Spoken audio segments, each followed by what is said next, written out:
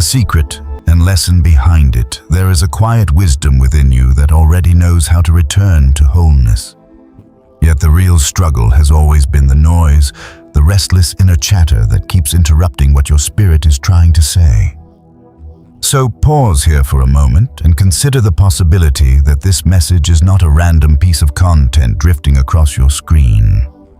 It is not meant for every passing eye. Some people will hear words about betrayal and only think of drama, revenge, or disappointment. But you hear something deeper.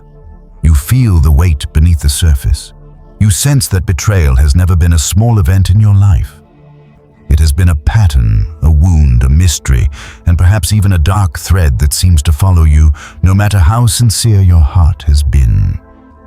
This message is for those who have always felt set apart, for those who have carried unusual burdens, for those who have loved deeply and still found themselves standing in the ashes of trust. If that is you, then stay here. So before you get comfortable, take a moment to like the video and subscribe, but only if you genuinely enjoy what I do here. Because what you are about to understand is this betrayal reaches chosen ones so often, not because you are weak, not because you are foolish, and certainly not because you deserve pain, but because your life carries a kind of light that forces hidden things into the open. And hidden things do not like to be revealed. That is where this journey begins. Not with blame, not with self-pity, and not with a dramatic retelling of who hurt you, but with the sober realization that some of the pain you have faced came precisely because of what you carry. You have probably asked yourself questions in the quiet hours, especially after the shock has settled. Why does this keep happening to me? Why do people get close only to wound me? Why do those I love sometimes become the very ones who betray my trust? Those questions do not come from weakness. They come from exhaustion. They come from being the one who showed up honestly, only to discover that honesty is not always met with honesty. And when that happens enough times, you begin to wonder whether there is something about you that invites disloyalty. But that is where you must be careful, because betrayal has a way of speaking lies into the mind of the chosen. It whispers that you are too much, too intense, too trusting, too open, too different, too hard to love. It tries to turn the actions of others into a verdict against your worth. Yet the deeper truth is rarely that simple. In many cases, betrayal enters your story because your presence creates friction in people who have not made peace with themselves. You do not even have to preach correct or confront. Sometimes just being sincere in a world of performance is enough to unsettle people. Sometimes just carrying depth in a shallow environment is enough to make others uncomfortable. Sometimes your loyalty silently reminds others of their own inconsistency, and rather than rise, they react. That is why betrayal often feels so confusing. On the surface, it looks personal. It feels targeted. It comes through faces you know, voices you trusted, hands you once held. It lands close to the heart. And because it comes through human relationships, your mind naturally wants to analyze personalities, conversations, warning signs, and missed clues. All of that has its place. But chosen ones eventually discover that betrayal is rarely only about the event itself. It is also about what your presence stirs in the people around you. There is something about a sincere soul that becomes a mirror. People stand near you, and without you saying much at all, they begin to see themselves more clearly. Their motives become harder to hide from themselves. Their compromises become more obvious. Their insecurity grows louder. Their masks feel heavier. And if they are committed to growth, that mirror can help them become better. But if they are committed to illusion, they may resent the mirror instead. They may smile at you while quietly resisting what you awaken in them. They may admire your peace while secretly feeling irritated by it. They may enjoy your warmth while envying the source of it. This is one of the painful secrets of the chosen path. Your light does not only attract, it also exposes. That exposure is not always dramatic at first. In fact, betrayal often begins in subtle places. A shift in tone, a smile that has become strained, support that quietly turns into competition, closeness that starts to carry an undercurrent of resentment. You may not notice it immediately because chosen ones often lead with the heart. You tend to see potential before patterns. You tend to offer grace before suspicion. You tend to assume that if your intentions are clean, the bond is clean. And this is not foolishness. It is part of your beauty. But it is also why betrayal can strike you so deeply. It does not only wound your emotions, it shakes your understanding of connection itself. Still, the first lesson is not to become cold. It is to become clear. There is a difference. Coldness shuts the heart to avoid pain. Clarity opens the eyes without closing the heart. And in this first step, you are being invited into clarity. You are beginning to see that betrayal is not random chaos thrown into your life without meaning. It is painful, yes. It is unfair often. But it is not meaningless. It reveals. It separates. It uncovers. It shows you who can stand near your light without trying to dim it. And it shows you who was only comfortable with you as long as your strength served their comfort. That is why this wound finds you in such a specific way. It reaches for the places where you dared to believe in people. It strikes where you hoped loyalty would be mutual. It pierces where your heart was open. But even then, it does not arrive to destroy the chosen one. It arrives to awaken them. Not all at once and not without grief, but gradually. You start to notice that every betrayal leaves something behind besides pain. It leaves vision. It leaves a sharper sense of truth. It leaves a new relationship with discernment. It leaves the beginning of freedom from illusions you once mistook for love. And perhaps that is what you are feeling even now. Not just sadness over what happened, but the stirring awareness that something deeper was at work. That maybe your pain has been speaking a language your spirit is only now beginning to understand. That maybe the repeated pattern is not evidence that you are doomed to be hurt, but evidence that life has been trying to teach you something essential about your path, your gift, your boundaries, and your calling. So as you stand at the opening of this journey, let this truth settle gently into your spirit. Betrayal is real. It is painful and it should never be minimized. But it is not the definition of your life. It is one of the fires through which your life becomes clearer. You are not here because people wounded you. You are here because somewhere beneath the wounds, a deeper self is waking up. And that deeper self is finally ready to understand why the pain kept arriving dressed in familiar faces. If you stay with that realization from before, that betrayal is not always a random wound, but often a reaction to what your presence reveals, then the next truth begins to rise with surprising clarity. Your light disturbs people. Not because light is cruel, not because truth is arrogant, and not because your spirit is trying to provoke anyone, but because what is genuine has a way of unsettling what is false. This is one of the most difficult realities for chosen ones to accept, especially if you are naturally gentle. You do not walk through life thinking of yourself as threatening. You may be quiet, reflective, compassionate, even deeply self-questioning. You may spend more time trying to understand others than trying to impress them. Yet despite that, you keep finding yourself in situations where people react strangely to you, compete with you without reason, misread your intentions, withdraw from you without explanation, or betray you after periods of closeness. And for a long time, you may interpret all of this through a very human lens. You may think you said something wrong, revealed too much, trusted too soon, or somehow made yourself difficult to love. But the truth often reaches deeper than behavior. Sometimes the issue is not what you did. Sometimes the issue is what your presence awakens.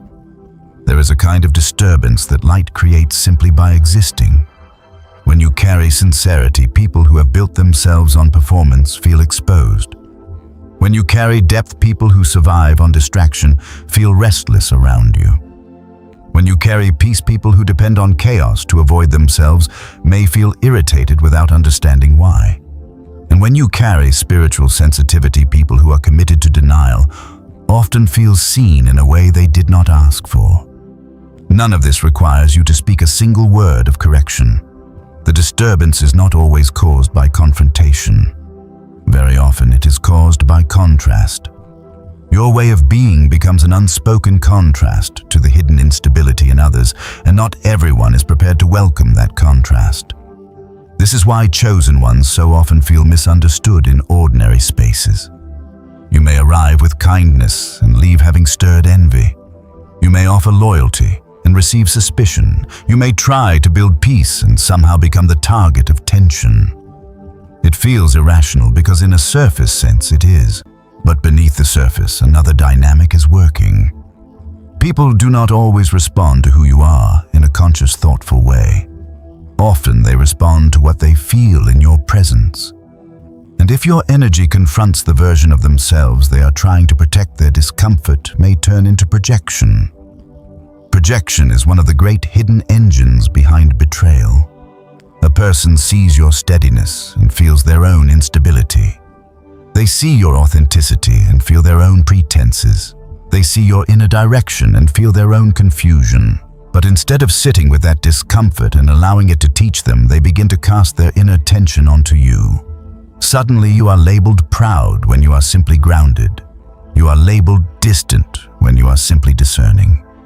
You are labeled intense when you are simply sincere. You are labeled difficult when you are simply unwilling to become smaller to make dysfunction feel comfortable. And once those projections take root, betrayal becomes easier for them to justify. They no longer have to see themselves as disloyal. They can tell themselves a story in which you somehow deserve the shift. That is why betrayal can feel so deeply unfair. It is not only the pain of being hurt, it is the pain of being misread, the pain of realizing that someone created a version of you in their mind that had little to do with who you actually are. And chosen ones suffer greatly here because your instinct is often to explain, to clarify, to repair, to reach for mutual understanding. You want the truth to matter. You want honesty to clear the air. You want depth to heal what surface assumptions have damaged. But not everyone wants truth when truth costs them their preferred story. Some people would rather betray you than confront what they envy in you, fear in you, or cannot imitate from you. And this is where you begin to understand something that changes the whole emotional landscape. Betrayal is not always born from hatred. Often it is born from unresolved inner conflict. A person may genuinely admire you and resent you at the same time. They may love your strength and hate what it shows them about their weakness. They may want your closeness while resisting the responsibility that closeness requires. They may benefit from your warmth but feel agitated by your integrity. Human beings are complicated and wounded people are often deeply divided within themselves. So they move toward the light for comfort, then turn against it when the light begins to reveal too much. That contradiction is painful to witness, especially when it comes from people you cared for, but it explains why betrayal often feels so confusing. You thought the bond was deepening. In reality, the tension inside them was growing. Your light disturbs people not because you are flawless, but because something in you refuses full partnership with falseness. Even when you are still healing, even when you are imperfect, even when you are learning as you go, there is often a core sincerity in you that will not comfortably merge with manipulation, pretense, or hidden agendas. That sincerity has a cost. It draws in those who are hungry for truth, but it also agitates those who wish to remain divided within themselves. And if you have spent much of your life wondering why people sometimes shift around you for no clear reason, this may be part of the answer. You are not only meeting personalities, you are meeting levels of inner honesty. And many people can enjoy your energy only up to the point where it starts asking something of them internally. This does not mean you should start viewing yourself as morally superior. That would be another trap. Chosen ones are not called to pride. They are called to awareness. The point is not that you are better than those who betray you. The point is that your presence often carries a catalytic quality. It accelerates what is hidden. It brings inner conditions closer to the surface. In some people that creates healing. In others it creates resistance. But either way, something is stirred. Once you understand that, you stop personalizing every strange reaction as proof that there is something wrong with you. You begin to see that not all rejection is a true assessment. Not all betrayal is a reflection of your value. Sometimes it is evidence that your energy touched a place in someone that they were not ready to face. And this realization can be both freeing and sobering. Freeing because it loosens the false guilt you may have carried for years.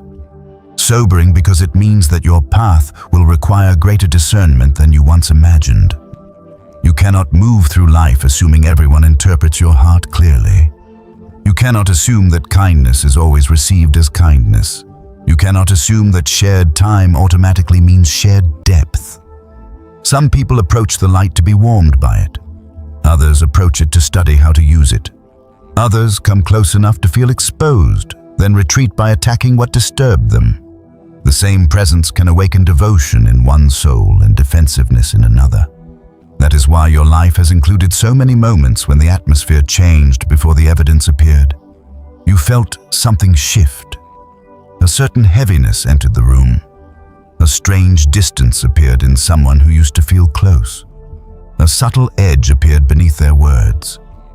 You may have dismissed it at first because you wanted to stay generous, but your spirit noticed before your mind had language for it. That sensitivity is not paranoia when it is grounded. It is part of how you are guided. Betrayal rarely begins on the day it becomes visible. It usually begins in the hidden interior of another person, where admiration turns into comparison.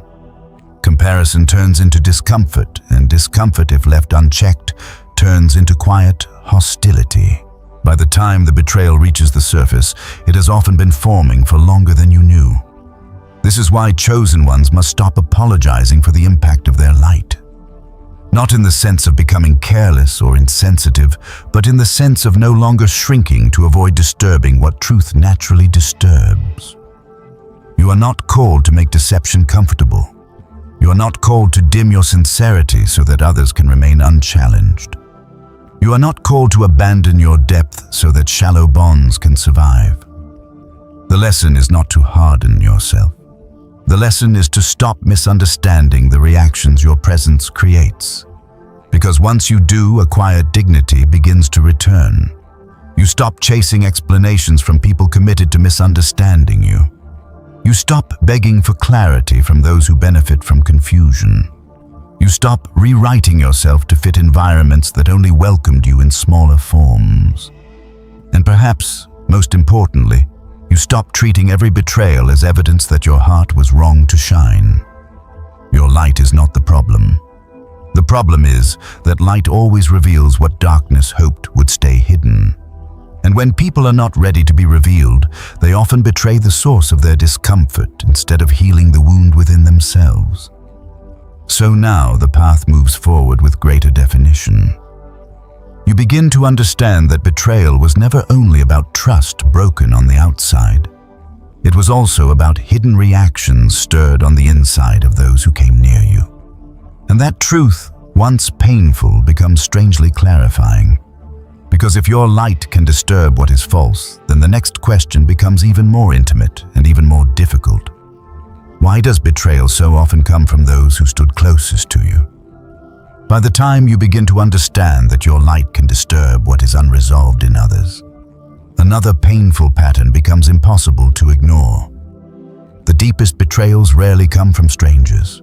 They come from those who stood near enough to hear your quiet voice, close enough to know your hopes, close enough to recognize where your heart was still soft. This is what makes betrayal such a unique kind of wound for chosen ones. It is not merely an attack. It is an invasion through familiarity. It comes through the people you thought had already crossed the threshold from distance into trust. And because of that, the pain is not only about what they did.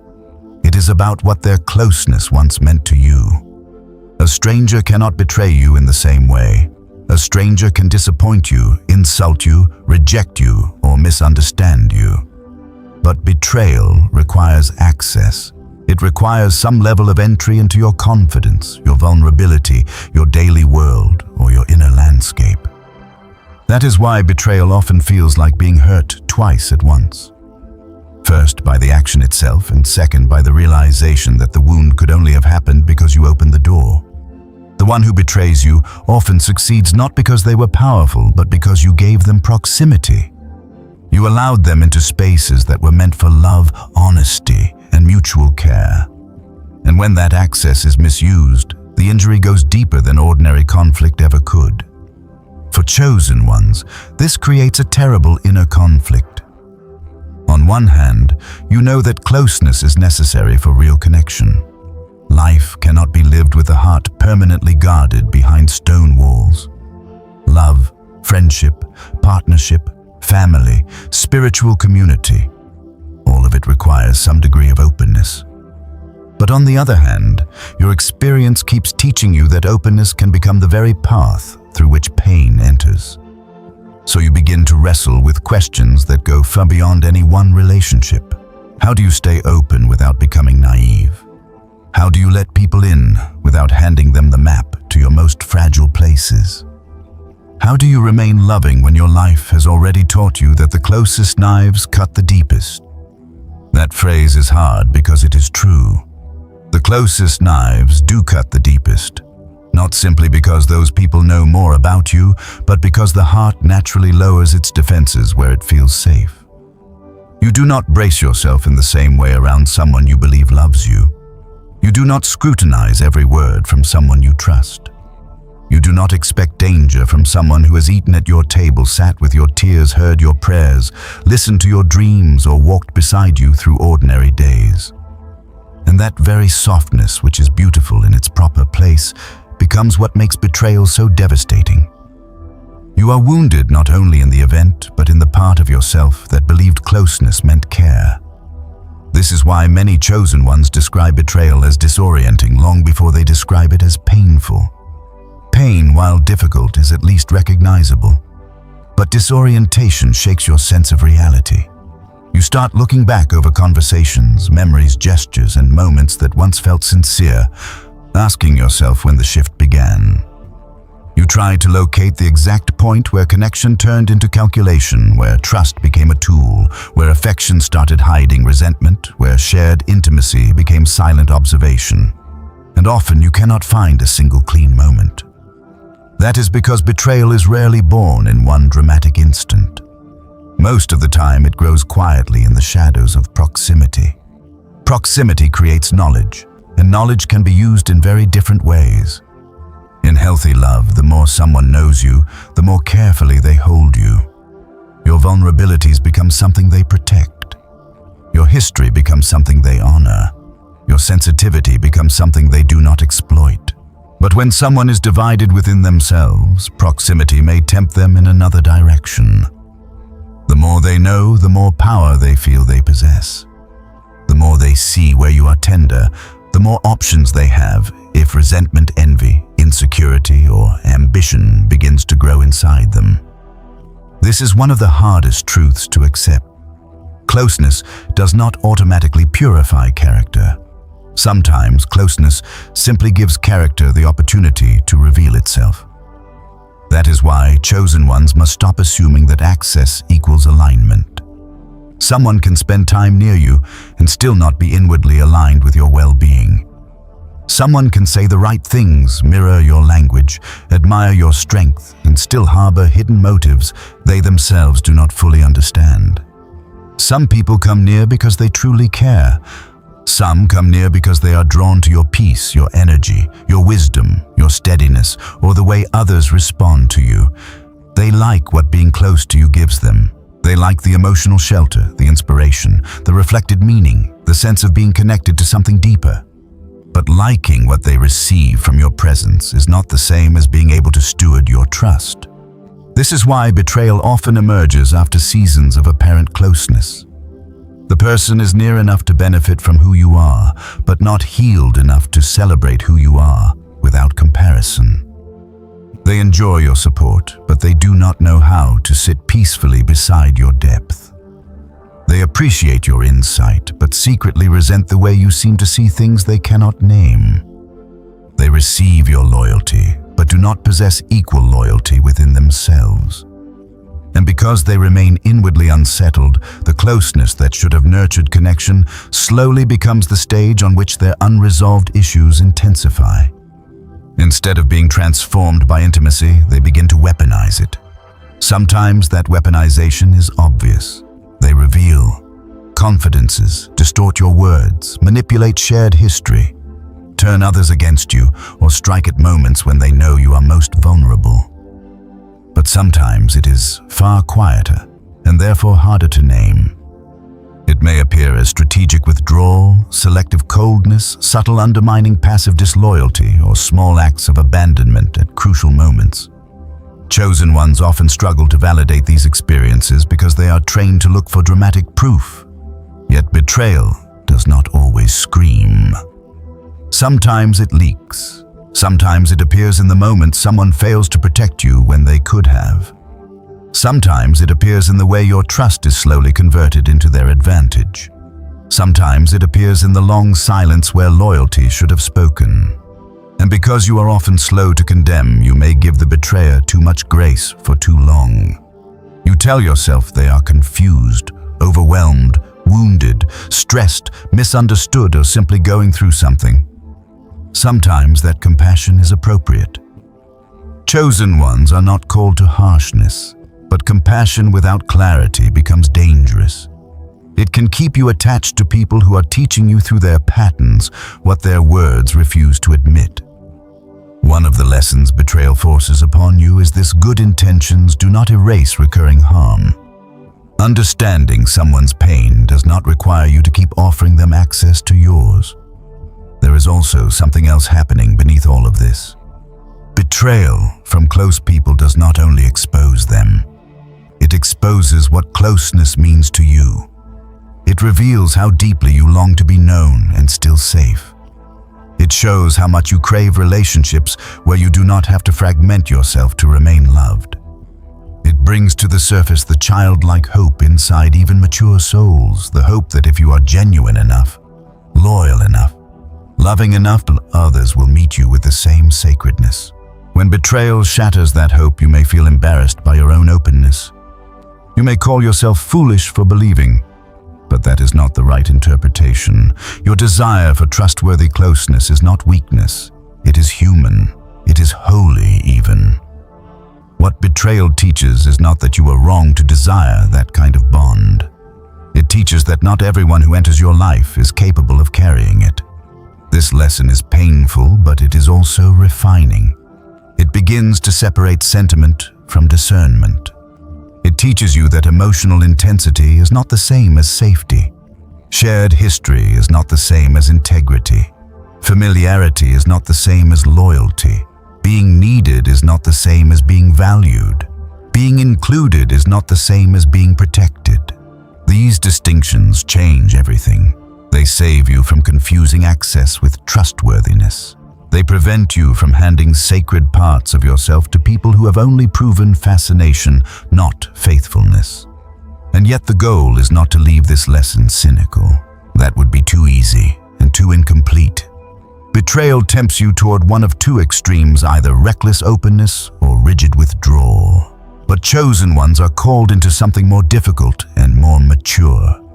You are learning how to stay loving without being unguarded in the wrong places. You are learning how to remain warm while becoming wise. You are learning that true intimacy is not built on urgency, emotional dependency, or constant closeness. It is built on tested character, consistency, reverence, and the quiet evidence that someone can hold what is precious without turning it into power. So when you look back now, the question slowly changes. Instead of only asking why they hurt you, you begin to ask what their closeness revealed about your own need to discern more carefully. Not in self-blame, but in growth. Not in fear, but in wisdom. You begin to see that betrayal came through proximity because proximity magnifies everything. It magnifies what is loving, and it magnifies what is broken. It magnifies care, and it magnifies envy. It magnifies tenderness, and it magnifies hidden motives. The closer people come, the more their inner world has a chance to touch yours. And if their inner world is conflicted, the wound they cause will often reach places a stranger could never touch. That is why this lesson matters so deeply. Because once the closest knives have cut, you are no longer dealing only with their actions. You are also dealing with what the wound exposed inside you. You are beginning to see the places where you attached too much meaning, too much safety, too much identity to human loyalty. And that realization, though painful, leads you directly into the next unveiling betrayal, does not only show you who others are, it also reveals where your own heart has been leaning too heavily on what cannot carry it.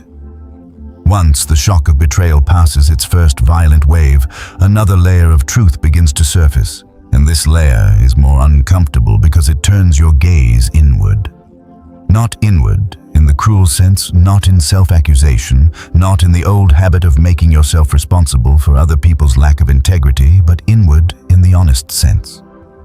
Betrayal has a strange way of exposing hidden attachments. It reveals where your heart leaned too heavily, where your identity wrapped itself around a relationship, where your hope quietly rested in human consistency more than you realized. And for chosen ones, this is one of the deepest lessons hidden inside the wound. The betrayal itself is painful. Yes, but the deeper pain often comes from realizing how much of your emotional world had become tied to something outside of your spirit's true foundation. That realization can be hard to accept because attachment does not always look dramatic. It does not always appear as obsession, desperation, or obvious dependence. Sometimes it appears in softer, more respectable forms. It looks like trusting someone's presence to stabilize your emotions. It looks like drawing your sense of safety from a bond that feels familiar. It looks like building quiet expectations around a person's reliability and then slowly shaping your inner world around the idea that they will continue to be who they have been. That is natural to some degree. Human connection matters. We are not built to live entirely untouched by one another. But when a chosen one begins to anchor too much emotional certainty in another person, betrayal becomes not only a heartbreak, but a collapse. It feels as though something in your internal structure has been pulled out, because in truth, part of it had been resting there. This is why betrayal can leave you feeling strangely unmoored. You are not only grieving what they did, you are grieving the version of reality you built with them in it. You are grieving the emotional architecture that quietly formed around their presence. The future conversations you assumed would happen. The loyalty you imagined was mutual. The sacredness you believed was shared, the understanding you thought was secure. All of that begins to crumble at once. And because chosen ones tend to love with depth, not with casual detachment, those inner structures can run deeper than you realized. You may not have worshipped the person, but you may have leaned on them in places where only truth, spirit, and inner grounding were meant to hold you. This is where betrayal becomes more than a relational wound. It becomes a revelation. It shows you where your heart assigned too much power to human hands. It reveals the places where you expected someone else's loyalty to protect your peace. It exposes the subtle agreements you made without speaking them aloud. The inner assumptions that said this person will not cross this line, this bond will remain steady. This connection means safety. This love means permanence. When betrayal comes, those assumptions break open. And painful as that is, it offers you a chance to see your own inner attachments with startling clarity. Chosen ones often resist this stage because it feels dangerously close to self-blame. If you are not careful, you may hear these truths and twist them into accusations against yourself. You may say it was my fault for trusting. It was my fault for caring. It was my fault for opening my heart. But that is not the lesson. Trust is not a crime. Love is not a mistake. Openness is not foolish when given sincerely. The lesson is not that your heart was wrong to connect. The lesson is that anything you place at the center of your emotional security will eventually reveal whether it can truly carry that weight. Betrayal does not create false foundations. It exposes them. And this exposure, though painful, is merciful in its own severe way. Because what would happen if the attachment stayed hidden? What would happen if you continued building your peace on something unstable without ever seeing how much of yourself had become entangled there? Sometimes betrayal arrives not only to show you the weakness in another person's character, but to interrupt the silent drift of your own dependence. It cuts through the illusion before you build a whole life around it. It forces you to ask hard questions. Was I listening to my spirit, or was I listening to my need to feel secure? Was I honoring truth, or was I protecting an attachment because I wanted the connection to remain intact? Was I seeing clearly? Or was I interpreting everything through the lens of how badly I wanted this person to stay who I believed they were? These questions are not comfortable, but they are cleansing. They begin to separate love from attachment, devotion from dependency, intimacy from emotional over-reliance. That distinction matters more than most people realize. Love can breathe. Attachment clings. Love honors reality. Attachment resists what it does not want to see. Love can remain generous without losing its center. Attachment starts to bargain with truth in order to preserve the bond. Betrayal often reveals where your love had quietly crossed into attachment, because the moment the bond breaks, you do not only feel sadness. You feel disorientation, panic, emptiness, even a strange loss of self. And that reaction does not mean you loved too deeply. It means some part of your inner grounding had become entangled in the relationship. For chosen ones, this is especially important because your path often includes a deep longing to be understood. You have spent so much of your life feeling inwardly different, carrying thoughts, sensitivities, and burdens that others do not easily grasp.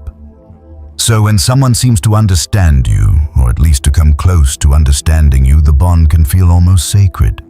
You exhale in their presence. You lower your guard. You think, finally, here is someone who sees me without fear. Someone who understands the weight I carry.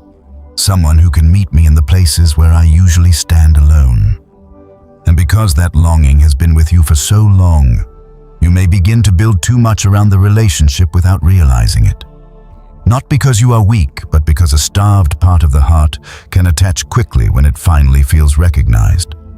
That is why betrayal from such a person feels catastrophic. It strikes the place where you hope to rest.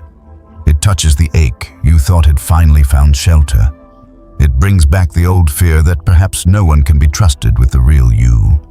But even here, beneath all the grief, another truth is emerging. Betrayal is not only removing what was false in them, it is disentangling what had become over-attached in you. It is clearing away the illusion that another person, no matter how meaningful, can serve as the final anchor of your identity, your peace, your worth, or your direction. This does not mean relationships are unimportant. It does not mean you must become emotionally independent in some cold, self-sufficient way. It means the center must hold. It means your soul must return to its proper home. It means the deepest part of you cannot keep living at the mercy of who stays, who changes, who withdraws, or who betrays. If your peace rises and falls entirely according to human loyalty, then betrayal will keep feeling like annihilation. But if your center becomes rooted somewhere deeper, then betrayal, though still painful, will no longer have the power to define your reality. And this is the sacred reordering that often begins after the wound. At first, you only feel the loss. Then you feel the exposure. Then, slowly, if you allow yourself to learn, you begin to feel the return. A return to yourself. A return to the deeper ground beneath all relationships. A return to the part of you that existed before this person entered your life and will still exist after they are gone. A return to the truth that your value was never given by their loyalty and therefore cannot be removed by their disloyalty. A return to the quiet center that does not depend on human steadiness to know who you are. This is where healing becomes more than recovery. It becomes liberation, because once betrayal reveals the attachment, you have the chance to release what was never meant to carry your soul. You stop asking people to be your certainty. You stop expecting human bonds to secure what only inner alignment can secure. You stop mistaking emotional closeness for spiritual foundation, and as you release those hidden dependencies, something very powerful happens. The wound begins to lose its authority. It no longer owns the whole story. The betrayal still matters, but it is no longer the only thing that matters. Now there is growth inside it. Now there is sight inside it. Now there is a recentering that could not have happened while the attachment remained invisible. You may still grieve, and grief is right. You may still miss the bond, and that is human. You may still feel flashes of anger, confusion, or sorrow when the memory returns. But beneath all of that, a stronger truth is taking shape. You are learning that every person you love must be loved from a centered place, not from a place of inner collapse waiting to happen. You are learning that connection is beautiful, but it must never become a substitute for groundedness. You are learning that people can be cherished without being enthroned, and that is one of the hardest and holiest lessons betrayal can teach. So now the path carries you further. The attachment is being exposed not to shame you, but to free you. The false dependence is being broken, not to leave you empty, but to bring you back to what is real. And once you begin to see that, another question naturally rises from the ashes of the old bond. If betrayal revealed where your heart was leaning too heavily, then what were the betrayers themselves actually revealing? What were their actions truly saying beneath the surface, beneath the excuses, beneath the story they tried to tell? When the first grief settles and the attachment beneath it begins to reveal itself, you become capable of asking a more mature question. One that many people never reach because they remain trapped in the outer drama of what happened. That question is this: what were their actions really saying? Not the surface explanation, not the excuses they offered, not the version they told other people, and not even the story your wounded mind repeated in the dark. Beneath every betrayal, there is often a deeper confession being made. The betrayer may never speak it aloud. In fact, they may not even fully understand it themselves, but their behavior still communicates something. Their disloyalty says something about where they are internally, what they fear, what they envy, what they cannot sustain, what they resent, what they avoid, and what they were never strong enough to face honestly. This is one of the most liberating shifts a chosen one can make. You stop reading betrayal as a verdict on your worth and start reading it as a revelation of their condition. That does not erase the pain. It does not excuse the harm. It does not turn wrongdoing into something harmless or noble. But it does place the event in its proper frame.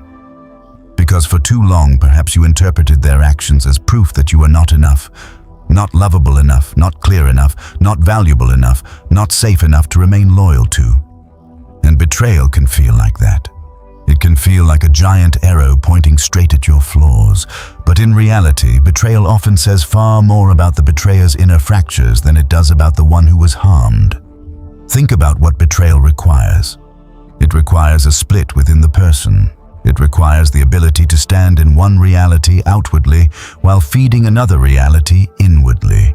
It requires avoidance, concealment, rationalization, and the willingness to sacrifice truth for some immediate emotional gain, some private agenda, some relief from discomfort, some hidden hunger that matters more to them than integrity. In that sense, betrayal is not merely a harmful action. It is a window into a divided self. And divided selves often do great damage because they are always trying to protect something they do not want exposed. Sometimes what they are protecting is fear. Fear is one of the strongest hidden currents beneath betrayal. People betray when they are afraid of losing control, afraid of being surpassed, afraid of not being needed, afraid of being seen accurately, afraid of change, afraid of intimacy, afraid of inadequacy, afraid of what your growth reveals about their stagnation. Fear can make a person do strange things. It can turn admiration into sabotage. It can turn closeness into withdrawal.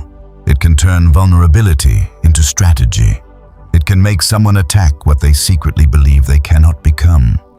And when fear is unexamined, it often looks like betrayal from the outside.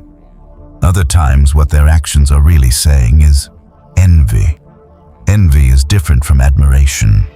Admiration can celebrate what it sees in you and perhaps even feel inspired by it. Envy feels wounded by what it sees in you. It does not merely want what you have. It resents the fact that you have it.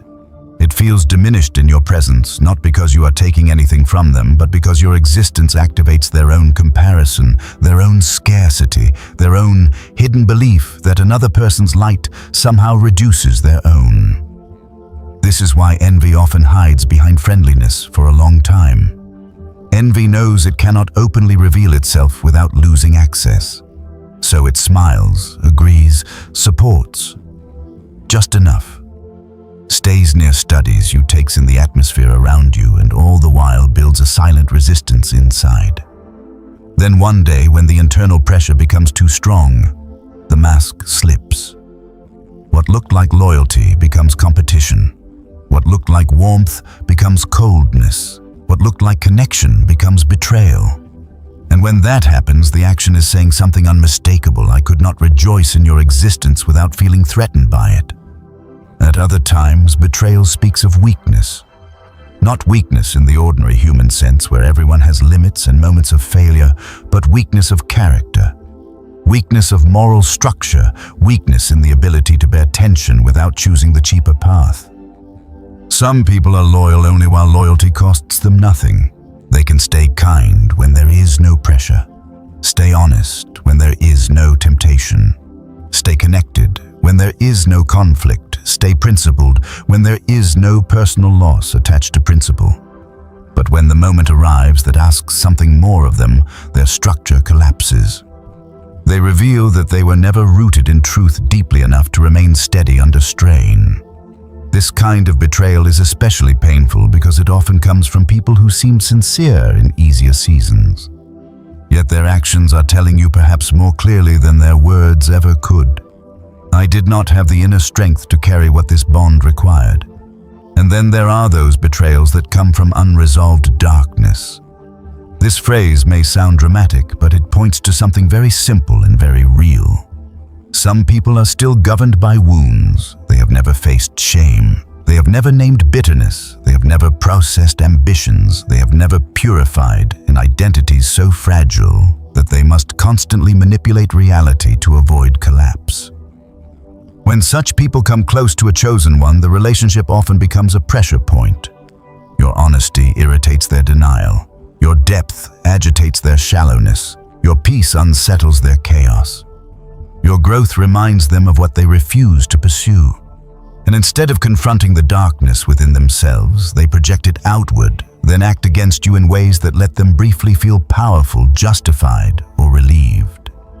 Their betrayal, in essence, is saying, I could not face myself, so I turned against what made self-confrontation unavoidable. This is why it is so important not to take every betrayal literally at face value. The surface story is often misleading. A person may say you were too distant, too sensitive, too intense, too proud, too unavailable, too difficult, too guarded, too independent. But beneath those labels, there is often another message entirely. The real message may be that your boundaries frustrated their access. Your self-respect interrupted their control. Your clarity exposed their confusion. Your steadiness made their inconsistency harder to hide. Your refusal to shrink unsettled the arrangement they preferred. Their words may accuse you, but their actions reveal them. And once you learn to read that difference, you stop letting every false narrative enter your soul as if it were truth. This matters because chosen ones are often deeply reflective. You have likely spent years replaying situations, wondering where you missed the sign, where you were too trusting, where you should have spoken sooner, left sooner, guarded more, said less, given less, seen more clearly. Reflection is valuable. It helps you grow. But without balance, reflection can become a hall of mirrors in which you study yourself endlessly, while the obvious reality of the other person remains strangely unexamined. Betrayal thrives in that imbalance. It wants you absorbed in your own supposed deficiencies while overlooking the actual confession embedded in the betrayer's conduct. Their behavior was information. It was revelation. It was a statement about what they were able or unable to carry. That does not mean the revelation is always simple. Human beings can betray for multiple reasons at once. A person may fear your growth and envy your peace at the same time. They may love you and resent you in the same breath.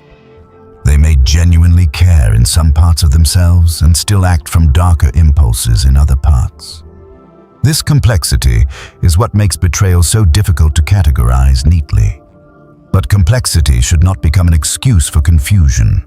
Even if their motives were layered, the outcome still tells the truth. Whatever affection they felt, it was not strong enough to govern their actions. Whatever admiration they had, it was not pure enough to remain uncorrupted by comparison.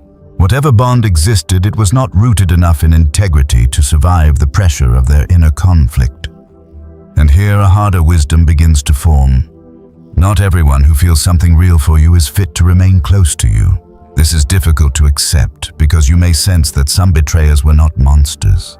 They were wounded, conflicted, frightened, immature, divided, perhaps even sorrowful afterward. But your compassion must not erase what their actions taught.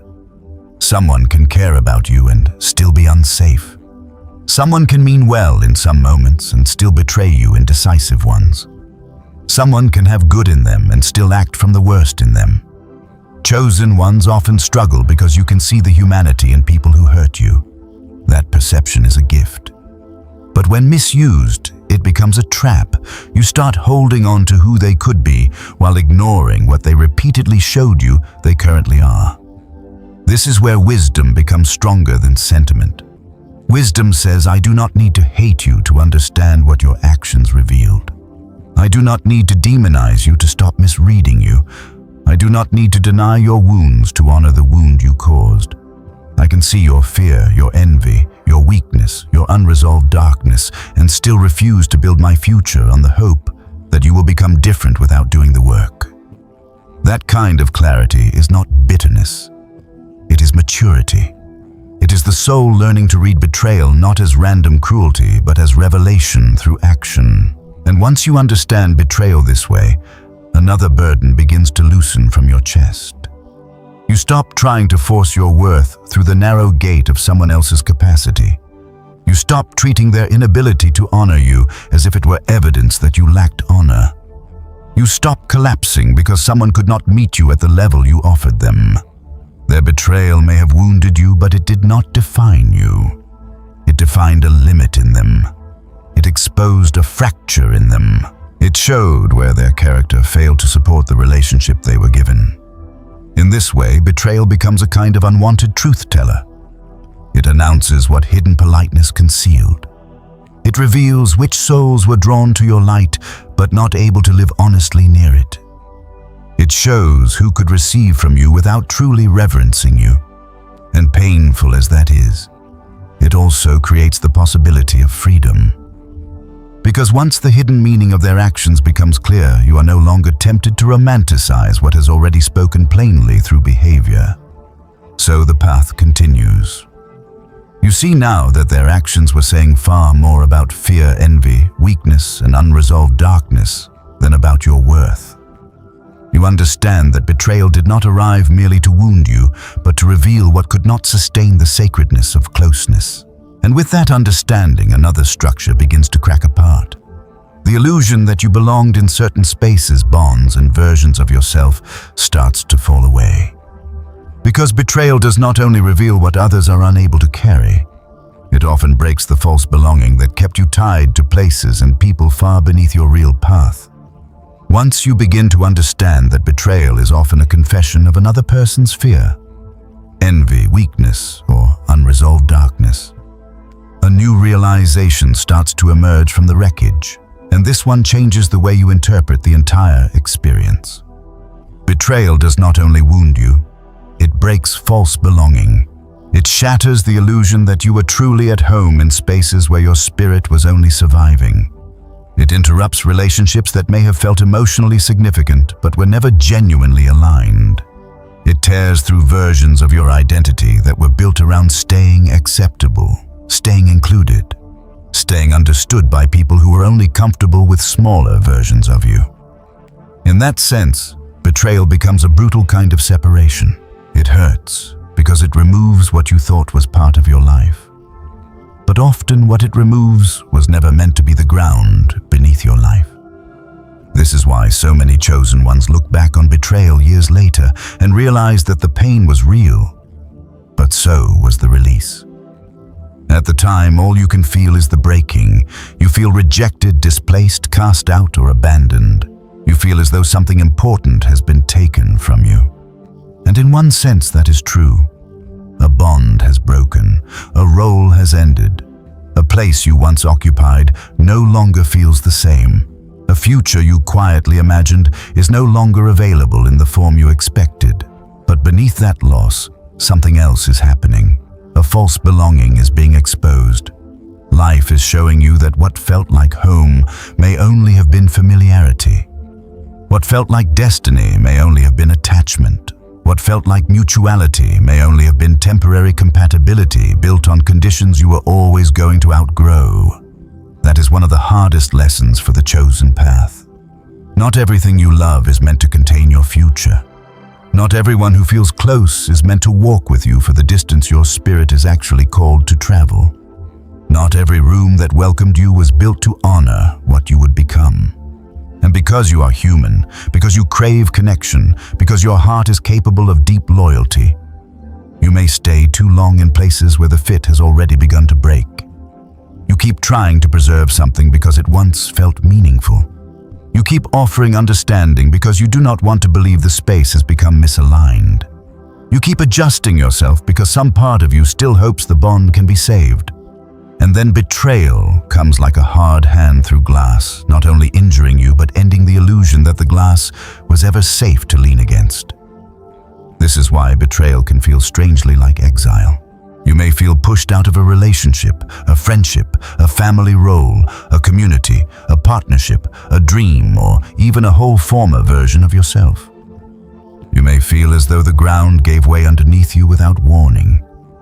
But often what you call exile is also extraction. You are being pulled from an environment that could no longer support your becoming. You are being removed from an arrangement that required you to dim your instincts, silence your discernment, overlook what your spirit already knew, or keep performing belonging where true belonging no longer existed. The betrayal made it undeniable. It forced into the open what quiet discomfort had already been whispering for months, maybe years. That is why chosen ones so often experience betrayal right before major redirection. The betrayal is not always the whole story. It is often the breaking point that makes the redirection unavoidable. Without it, you might have kept lingering in spaces that were familiar but untrue. You might have kept negotiating with your own spirit in order to preserve a connection. You might have stayed loyal to versions of yourself that were already too small. Betrayal ends the negotiation. It says in the cruelest possible language, this cannot continue as it was. And while that message arrives with pain, it also carries clarity.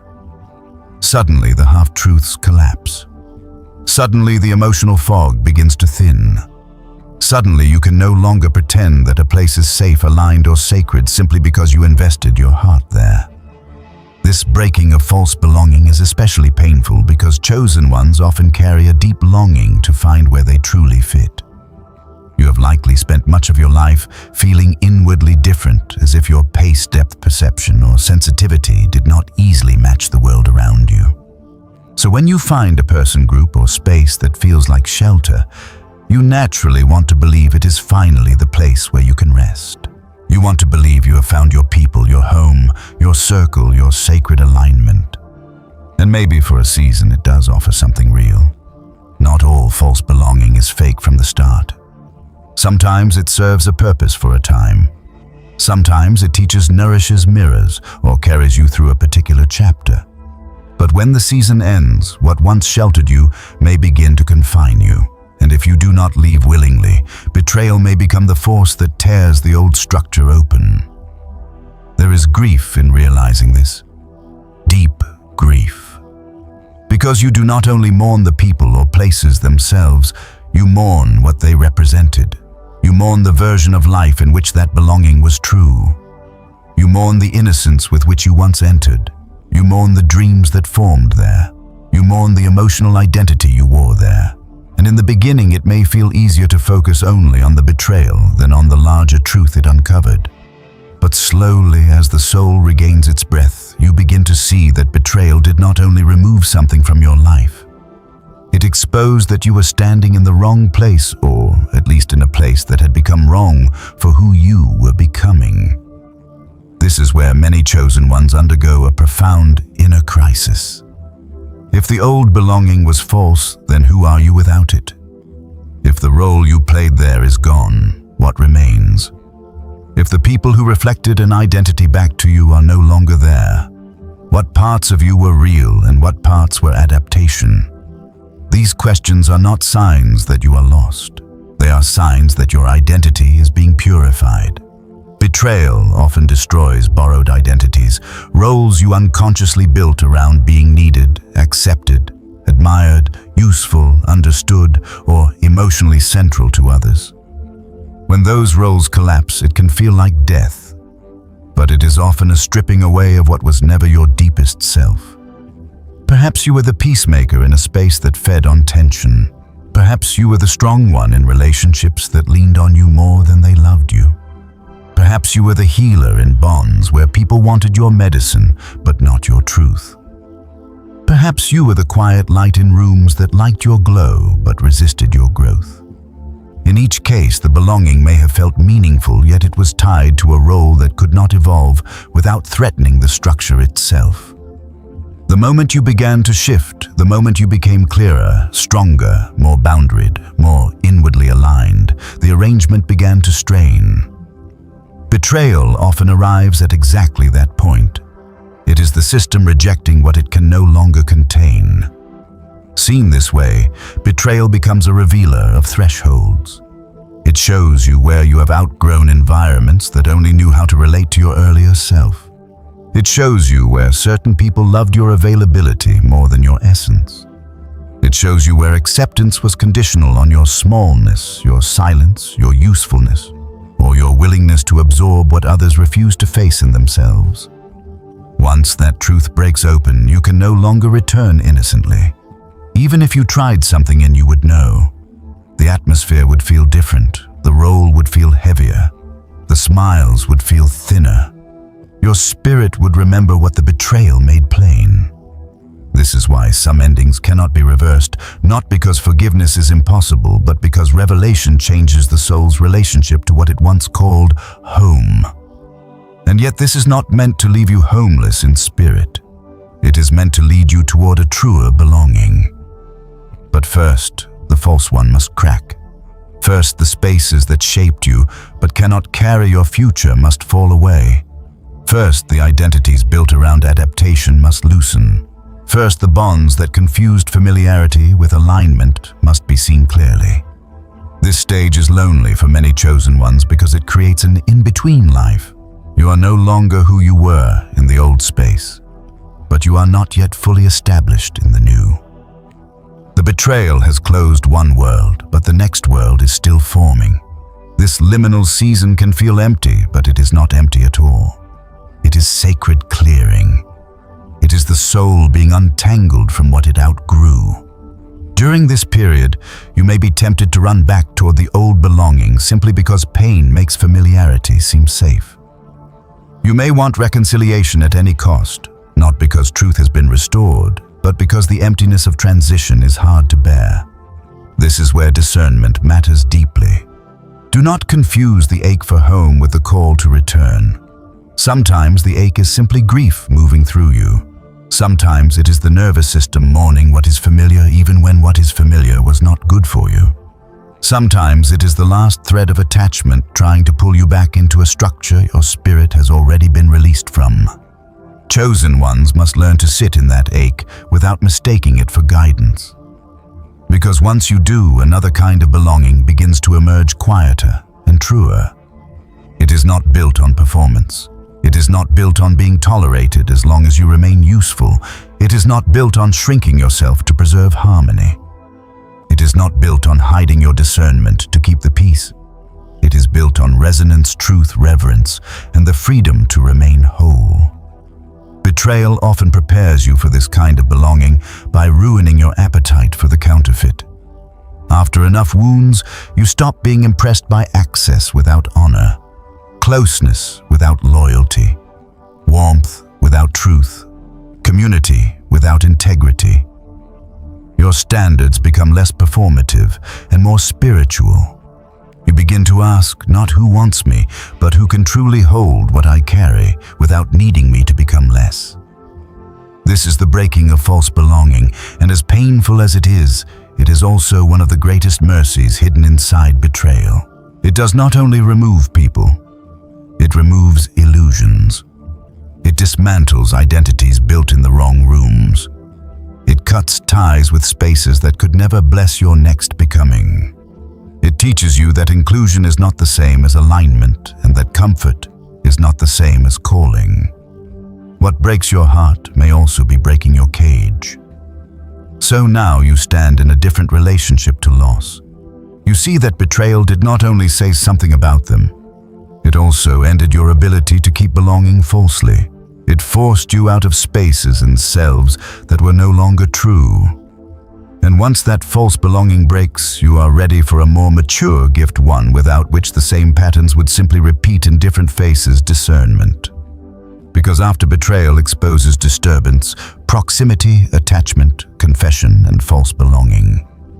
The soul must learn how to read more clearly before it loves so freely again.